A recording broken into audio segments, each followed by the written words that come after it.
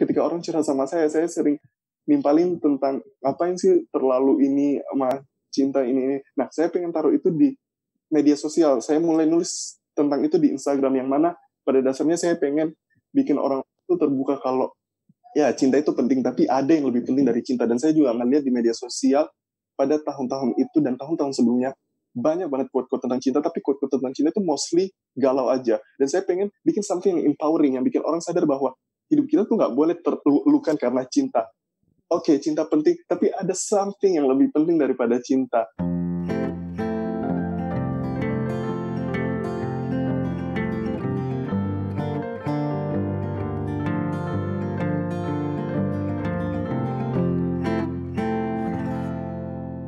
Hai, kamu lagi dengerin podcast Main Mata yang didukung oleh jaringan Potluck Podcast.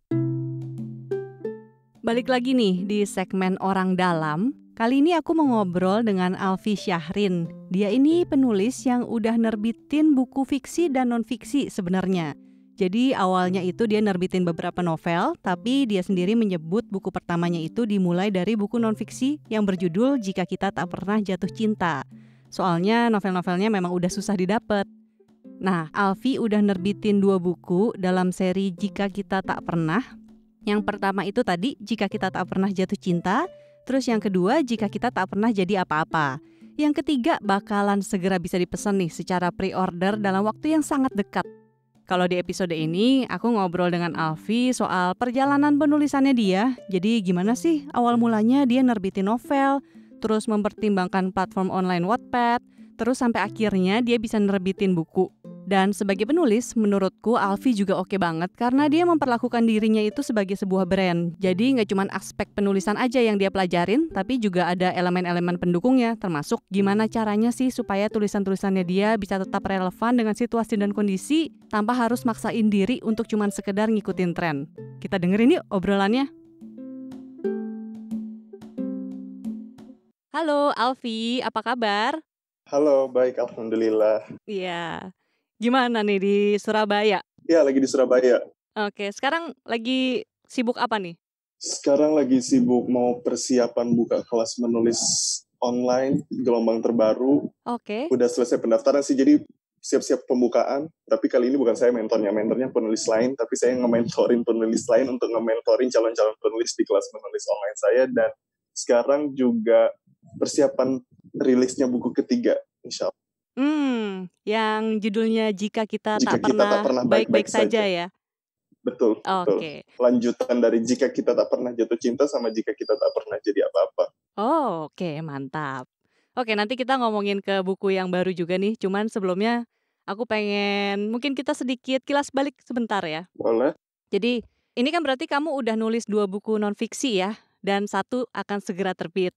Cuman sebelumnya kan kamu nulis novel. Iya. Ada 3 novel kalau nggak salah, yang Swiss, Dilema, sama I Love You, I Just Can't Tell. Benar. Nah, waktu itu dari menulis novel, kemudian sekarang menulis non-fiksi, transisinya seperti apa tuh? Transisi, adaptasi, dan hal semacam itu, sebenarnya nggak ada yang perubahan signifikan atau gimana, soalnya saya ketika mau memutuskan nulis non-fiksi, saya nggak mau non-fiksi yang kayak kamu harus bla bla bla bla. Saya kan basically nulis self improvement kan, yang mana menurut orang-orang itu ya kayak motivasi ala-ala. Tapi saya nggak mau bikin buku self improvement yang kamu harus ABC karena nanti ABCD. Saya nggak mau bikin yang kayak gitu. Saya pengen belajar dari ketika menulis novel. Ketika penulisan novel itu kan erat banget storytellingnya. Yeah.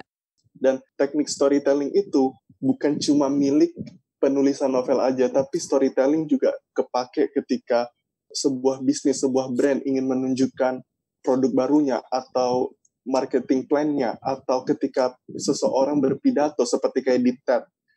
Mereka pakai teknik storytelling supaya orang-orang engage sama apa yang mereka katakan. Dan ketika saya mau bikin non-fiksi, saya pengen bikin non-fiksi yang pakai teknik storytelling sebagaimana yang saya lakukan ketika saya nulis novel. Jadi saya pengen bikin si pembaca involved with the paragraph sama dan hal semacamnya. Jadi dibilang transisi kayak gimana, nggak ada transisi gimana-gimana sih, karena basically ketika saya bikin non-fiksi, saya pengen bikin non-fiksi ini terasa seperti membaca sebuah tulisan yang menyenangkan untuk dibaca, seperti orang-orang senang baca kisah-kisah, storytelling.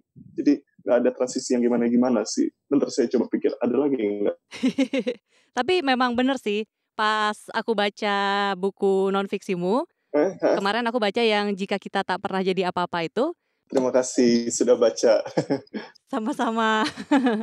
Memang rasanya tuh kayak membaca tulisan, apa ya, kayak membaca cerita-cerita pendek yang dijadikan satu, kayak gitu rasanya. Hmm, Jadi memang benar-benar ngalir dan bukan kayak yang, iya. apa ya, teknis atau teori banget, enak dibaca jadinya. Alhamdulillah senang mendengarnya. Terima kasih Patricia. Sangat Sama-sama. robotik sekali ya jawabannya. Mungkin kalau dari segi rutinitas gitu, atau riset ya yang dilakukan nih, pas lagi nulis novel sama non-fiksi ada bedanya nggak sih? Kalau nulis novel, kita ya butuh riset. Ya sama sih, nulis non-fiksi juga butuh riset. Cuma beda caranya aja sih. Kalau ketika nulis fiksi, kita butuh riset bagaimana cara imajinasi kita ini masuk akal sama realita yang terjadi. Hmm.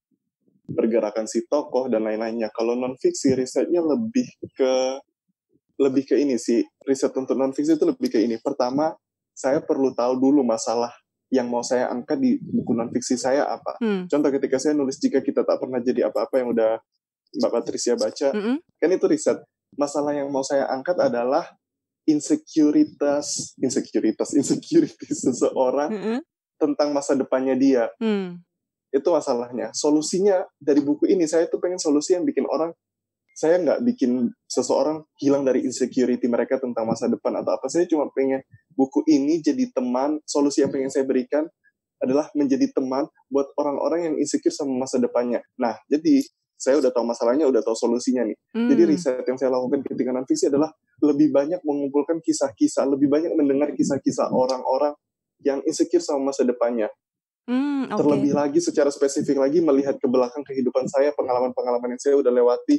Terus saya juga perlu ngelihat, kan buku di Jika Kita Tak Pernah Jadi Apa-apa kan ini pada dasarnya adalah kumpulan bab tentang insecure orang perihal masa depannya kan, kayak tapi aku nggak tahu mau jadi apa, aku cuma pengen orang tua aku bangga dan bla bla bla. Nah, itu kan tiap bab butuh solusi, tanda kutip solusi ya, masukan yang advice yang berbeda untuk pembaca. Nah, untuk mengetahui advice itu relevan atau enggak, itu juga butuh riset sih. Risetnya tapi itu lebih ke apa ya? Ya lebih mendengar banyak cerita orang supaya bisa melihat betapa orang dengan masalah yang sama punya karakter yang berbeda, background yang berbeda, sehingga ketika mereka menghadapi masalah yang sama, contoh orang yang pengen menghadapi masalah pengen orang tuanya bangga, mereka punya masalah yang background yang berbeda, karakter yang berbeda, sehingga saya sebagai penulis harus bisa mencari garis tengah terhadap solusi yang bisa mencakup untuk banyak orang, walaupun solusi yang saya berikan di buku saya nggak akan bisa mencakup semua orang, but at least ada garis tengahnya yang relevan untuk orang-orang yang tepat gitu. Jadi risetnya untuk non-fiksi lebih ke menghubungkan masalah sama solusi supaya solusinya bisa relevan untuk orang yang saya targetkan. Untuk fiksi lebih ke ya bagaimana imajinasi sama realita itu bisa nyambung. Berarti ketika tadi menulis non-fiksi ini, apakah kamu termasuk tipe orang yang membuat strukturnya dulu semua, baru ditulis satu persatu, atau bagaimana? Ada perbedaan nih ketika saya bikin. Kan saya udah bikin 3 buku non-fiksi. Yang 2 udah terbit, yang 1 insya Allah bakal terbit nih.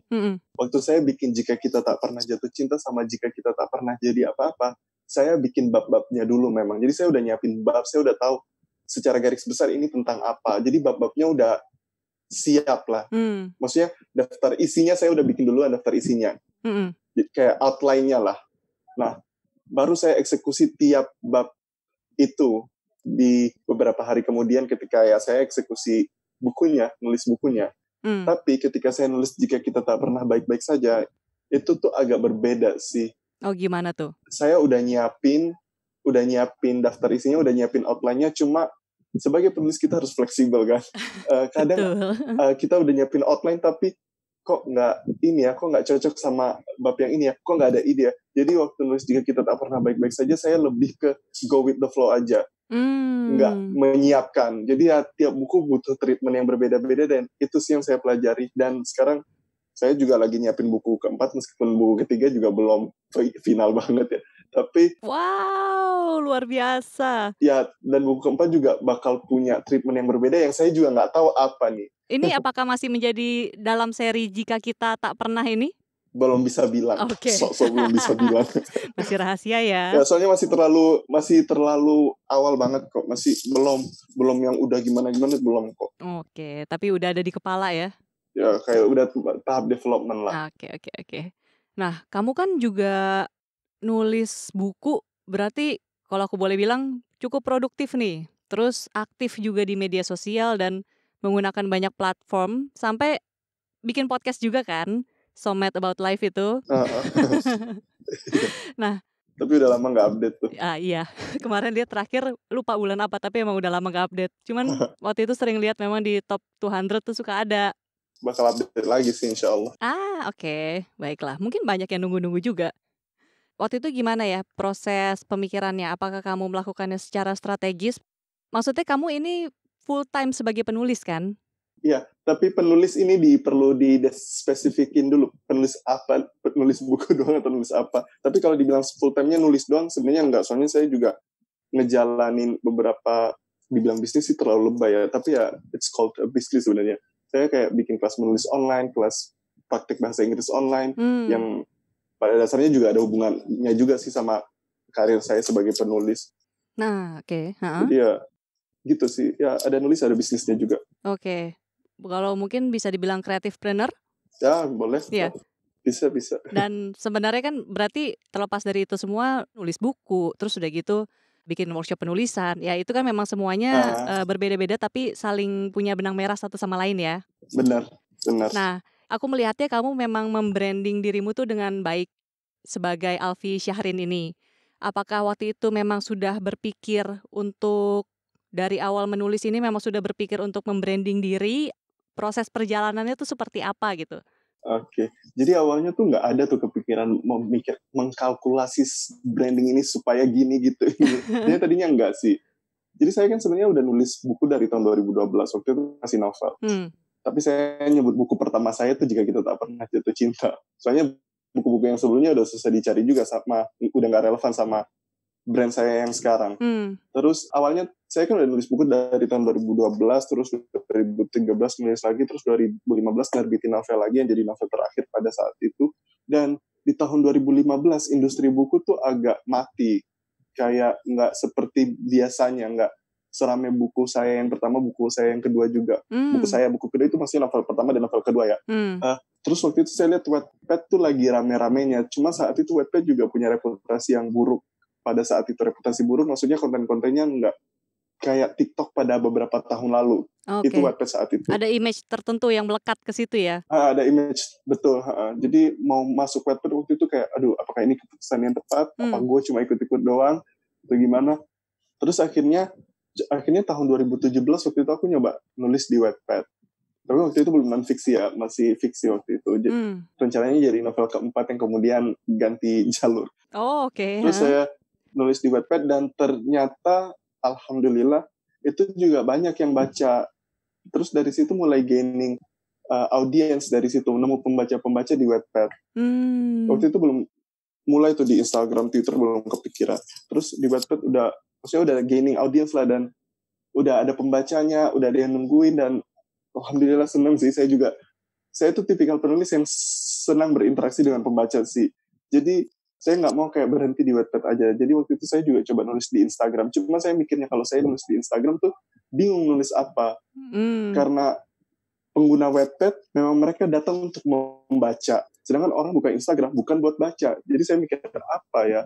Terus saya tuh pada dasarnya saya suka banget kalau ada orang yang curhat ke saya, terus saya memberi masukan, itu saya suka banget.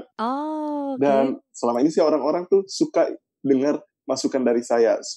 Terus saya mikir, kenapa saya nggak kasih masukan-masukan saya ke Instagram aja? Jadi mulanya adalah, saya cuma pengen bisa ngebantu orang-orang yang, jadi waktu itu awal saya buka nulis di Instagram tuh, ya intinya self-improvement lah, tapi spesifik waktu itu tentang cinta.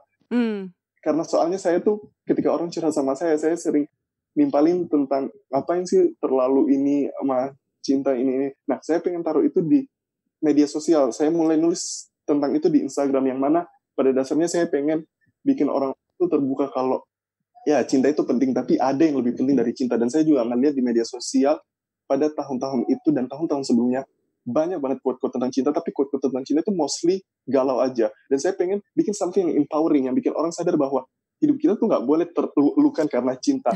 Iya, Oke, betul. cinta penting, tapi ada something yang lebih penting daripada cinta. Hmm. Dan waktu itu saya juga bahas tentang loving yourself, dan saya nggak tahu timingnya rada tepat, soalnya sekarang kan lagi awareness tentang loving yourself, bla bla bla bla. Iya. Dan mungkin karena timing yang tepat, terus saya juga nyoba-nyoba nulis di Instagram. Oh ya, dan akhirnya Masya Allah dari situ gaining audience lagi, Hmm. gaining audience di Instagram. Terus saya bahas cinta tuh, akhirnya nulis jika kita tak pernah jatuh cinta. Terus saya mau meng-expand topik yang saya bahas tentang insecurity masa depan, supaya orang-orang nggak cinta mulu. Saya bilang, cinta itu penting, tapi ada yang lebih penting dari cinta, tapi kok saya bahasnya cinta mulu, jadi saya juga butuh expand topik yang saya bahas. Terus saya tetap nyoba nulis di Instagram, dan alhamdulillah selalu gaining audience, dan saya terus berusaha relevan, mencari tahu masalah anak zaman sekarang itu apa, saya berusaha cari tahu. Dan terus saya juga nulis di Twitter, karena waktu itu saya mikir, kita nggak bisa taruh telur di satu keranjang doang, tapi butuh di keranjang yang berbeda. Jadi saya coba aktif di Twitter. Waktu itu Twitter belum rame lagi kayak sekarang. Terus ya nggak lama kemudian Twitter rame lagi, jadi ya Masya Allah timingnya juga pas lagi tepat. Terus ya udah saya aktif di Wattpad, di Instagram, di Twitter. Terus sekarang TikTok lagi booming, saya juga coba nulis di TikTok. Oke. Dan ya gaining audience juga, tapi ya belum yang kayak gimana ya. Apakah saya mikirnya strategis? Awalnya enggak, tapi ya setelah it works, saya ya langsung kayak, ya ini something that I have to thought about. Ini sesuatu yang perlu dipikirin, perlu diseriusin, karena berhasil in some ways. Jadi ya saya coba, tapi saya juga berusaha gimana ya, supaya ini nggak terlalu brand-brand aman-aman. Saya pengen ini tetap personalized, tetap tulus, ya walaupun itu sesuatu yang susah ya. Tapi saya pengen termasuk orang-orang yang tulus lah ketika berkonten, nggak sebatas kayak, ini lah gue punya tulisan terbaru, dan gue suka tulisan ini, dan gue berharap lo suka tulisan ini, dan gue berharap di retweet, di live. Ya aku nggak pengen yang sampai segitunya sih ya, walaupun yang namanya manusia biasa ya ada kayak gitu-gitu, tapi saya pengen tulus dalam berkonten di media sosial manapun. Oke. Kalor ngidul ya. Nggak apa-apa, tapi seru kok dengerin ya. Tadi mungkin balik ke Wattpad sedikit. Aku termasuk mungkin pembaca Wattpad baru-baru ya. Nah, aku pengen tahu juga sih, maksudnya gimana orang tuh sampai bisa notice, oh kamu menulis di situ, itu terus gaining audience itu, apakah karena mereka mencari keyword tertentu, atau mereka udah tahu kamu sebelumnya dari mungkin platform lain, atau bagaimana? Oke. Ketika saya mulai di Wattpad itu saya belum nulis di Instagram, jadi jelas belum ada followers di Instagram, tapi saya memang punya beberapa pembaca yang ngikutin saya, jadi ya saya berusaha memulai lewat circle yang small, pembaca yang sedikit. Terus saya di Wattpad tuh berusaha belajar dari yang berhasil tuh. Saya lihat apa sih yang bikin mereka berhasil, dan saya perhatiin mereka punya schedule posting.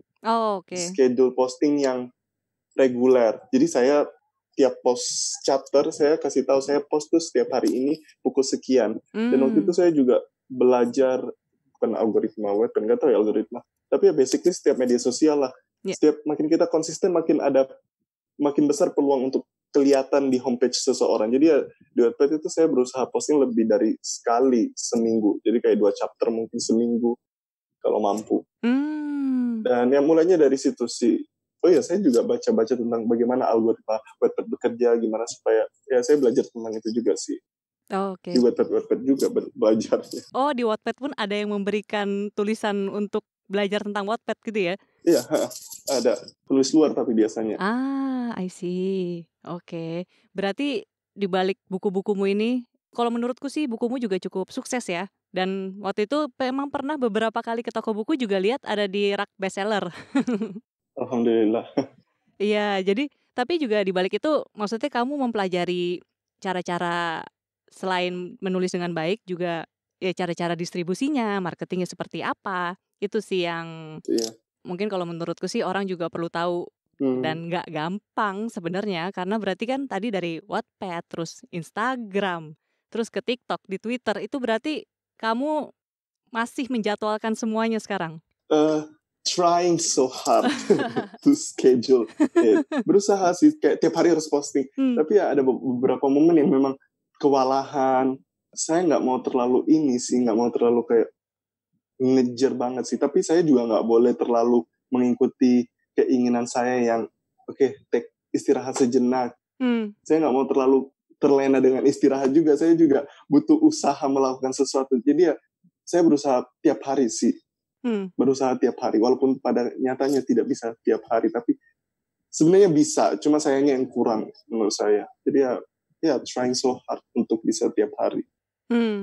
Mungkin apalagi misalnya udah rebahan sejenak itu bisa jadi agak kelamaan ya, kalau terlalu terlena ya. Ya bisa.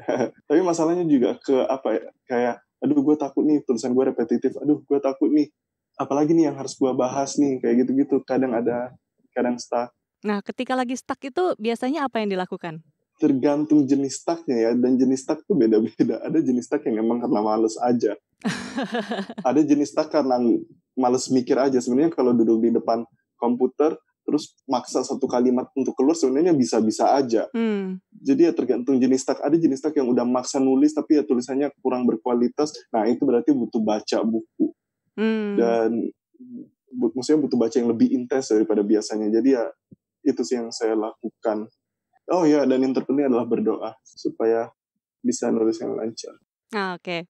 Nah, tadi terus kamu kan juga bilang ketika lagi tadi membuat konten, terus mencari cara untuk mencari tahu masalah anak zaman sekarang itu apa.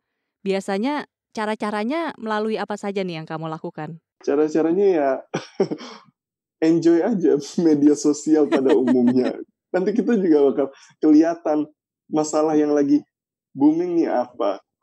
Ya sih, enjoy aja media sosial, nanti kelihatan kok. Nanti muncul postingan-postingan yang relevan, yang ini kayaknya masalah anak kekinian nih.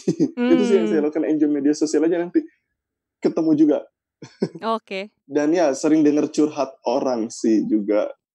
Dan ya kayak contoh mental health itu sesuatu yang awareness-nya lagi tinggi-tingginya kan sekarang ini. Yeah. Nah, kita pakai media sosial, pastilah kita udah sering ngelihat pembahasan tentang mental health. Ya kan? Yeah. Nah, itu berarti sesuatu yang masalah orang juga lagi aware tentang mental health. Jadi kayak gitu ya, enjoy media sosial, ntar lama-lama ya ketemu yang sering dibahas sih. Oke. Tapi ya sebagai penulis kita nggak bisa sebatas ngikutin tren kayak mental health lagi dibahas, gue harus bahas mental health. Kita juga harus lihat kredibilitas apa yang kita miliki, kita mau bahas mental health. Ilmu valid apa? Soalnya kan mental health itu sesuatu yang punya ilmunya gitu, yang nggak bisa sembarangan orang bahas. Kalaupun bahas ya harus sesuai kredibilitas. Jadi ya silakan enjoy, cari riset apa yang lagi jadi masalah, apa yang orang-orang lagi aware. Itu kita boleh bahas, tapi kita juga harus punya ilmu gitu loh. Mau bahas nggak sebatas ikutin tren doang. Iya, sih. Betul. Jangan sampai cuman latah dan kayak pengen ikut-ikutan jadinya membahas sekedar-kedarnya aja, padahal ya mungkin nggak ada pengalaman tentang itu atau ya nggak ada keahlian di situ juga ya. Ya, atau minimal punya insight yang valid lah, yang bisa kepake buat orang-orang. Boleh tahu nggak nih kalau Apa nih? rutinitasmu nih sehari-hari tadi sebagai penulis, terus juga organize workshop, apakah kamu masih mengerjakan semuanya sendiri atau sudah ada tim? Nggak ada tim yang gimana-gimana sih, tapi saya kerja emang nggak sendiri, emang ada satu partner kerja yang memang udah kerja dari 2 tahun lalu sebelum saya nulis juga, kita tak pernah jatuh cinta kayaknya. Udah kerja bareng. Jadi memang ada satu partner kerja sih yang kita kerjain bareng-bareng. Oke, ini apakah yang jadi host di podcast juga? Oh iya. Ardi? Iya benar-benar, betul, Ardi Muhammad. Oke. Oh berarti kalian memang ini ya, partneran ya? Basically kita sepupu. Oh ya, oke. Tinggal deketan waktu itu, jadi ya udah. Berarti saat ini untuk semuanya dikerjakan berdua ya? Kalau kamu sendiri nih, rutinitasmu sebagai penulis seperti apa sih? Boleh tahu nggak? Rutinitas apanya dulu nih? Pas nulisnya kah? Pas nulisnya. Aku percaya soalnya menulis kan sama kayak atlet lah ya, bisa dibilang. Kalau atlet mungkin otot-otot tertentu yang dia harus latih setiap hari, kalau penulis ya menulis setiap hari gitu. Cuman menulis yang seperti apakah kalau kamu? Beda-beda sih rutinitasnya. Ada momen ketika saya lagi saya kalau nulis tuh pasti di depan komputer. Oke. Biasanya di depan komputer. Tapi ada momen-momen saya lagi nggak di depan komputer, entah saya lagi di kamar, terus lagi baca buku, terus tiba-tiba muncul something di kepala. Nah itu saya catat di WhatsApp. Untuk kemudian saya eksekusi lewat tulisan di depan komputer.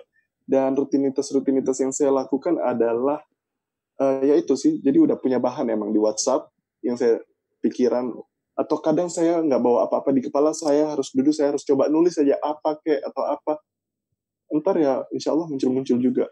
Dan saya biasanya kalau nulis saya itu harus suka fontnya, saya nggak bisa nulis kalau fontnya biasa Times New Roman, saya nggak bisa tuh nulis fontnya gitu Times New ya? Roman, harus. Jadi saya juga riset tentang font. Oh, oke. Pakai font apa nih? Rahasia. Rahasia. Banyak nanya. Beda-beda tergantung ini tulisan. Kalau buku fontnya ini, kalau ini fontnya ini, tapi rahasia perusahaan. Oke, ini kayak terinspirasi dari Steve Jobs nih kayaknya. Oh ya, Steve Jobs kan dia suka tipografi. Iya sih. Kalau user experience, user interface ketika kita nulis enak, saya pribadi enak sih. Oh ya, dan saya nggak selalu font juga sih. Ada beberapa website yang saya pakai untuk nulis. Ketika saya bingung font apa, ini nggak rahasia nih kalau ini. Okay. Contoh, saya lagi nggak bisa pakai font Times New Roman misalkan. Emang saya nggak pakai font Times New Roman ya. Misal saya nggak terbiasa dokumen yang saya pakai. Saya biasanya nulis di Medium.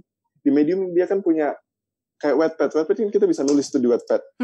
Tapi nggak di post, di draft doang. Nah, saya pakai Medium biasanya. Soalnya saya suka font di Medium tuh. Tapi saya nggak tahu fontnya apa. Terus saya juga kadang suka font di Wattpad. Saya juga suka font di Tumblr. Saya juga suka font di... Aduh, saya lupa nama websitenya. Tapi website itu emang khusus untuk nulis dengan font yang enak gitu. Yang nggak ada distraksi apa-apa. Jadi memang full widescreen, tapi fontnya enak sih. Font default dari mereka tapi enak. Menarik juga tuh ya. Berarti font sangat mempengaruhimu ya? Kalau saya soalnya kayak partner kerja saya si Ardi tuh, dia biasa aja font mau kayak gimana ya tetap bisa nulis juga. Jadi tiap orang beda memang. Tapi saya memang orang yang suka user interface, user experience yang oke. Jadi ya itu ngaruh buat saya. Oke. Kalau sampai sekarang masih sempat nggak tuh ngejawabin pertanyaan-pertanyaan followersmu mungkin yang resah? Berusaha disempatkan. Kalau butuh dibalas. Tapi memang saya nggak selalu bilang sih ketika siapapun yang mau curhat, saya nggak balas secara personal karena saya nggak mau terlalu menjadi campur tangan kehidupan seseorang sih. Saya takut masukan dari saya mempengaruhi dia in some ways dan saya khawatir gimana gitu. Tapi ada beberapa yang butuh dibalas. Yang butuh dibalas tuh biasanya ya memang urgen untuk dibalas dan saya memang lagi ada waktunya dan saya pas baca. Itu biasanya dibalas. Saya berusaha sebaik mungkin untuk membaca, tapi balas tergantung. Oke. Tapi saya selalu menyempatkan waktu untuk baca sih, karena ya bagaimanapun ya, saya menghargai mereka cerita sama saya, berarti mereka percaya sama saya, dan saya sangat apresiasi itu sih, dan salah satu cara apresiasi saya adalah berusaha membaca semampu saya, walaupun kenyataannya ya nggak bisa dibaca semua, nggak bisa baca setiap hari, tapi ya saya berusaha menyediakan waktu untuk itu. Bahkan sekarang ini saya tuh selalu pengen punya satu hari, saya full ngebalesin DM aja. Jadi ya customer service lah hari ini. Hari-hari lain jadi penulis, hari ini jadi customer service. Tapi memang belum dapat waktu yang tepat sih. Tapi pengen banget.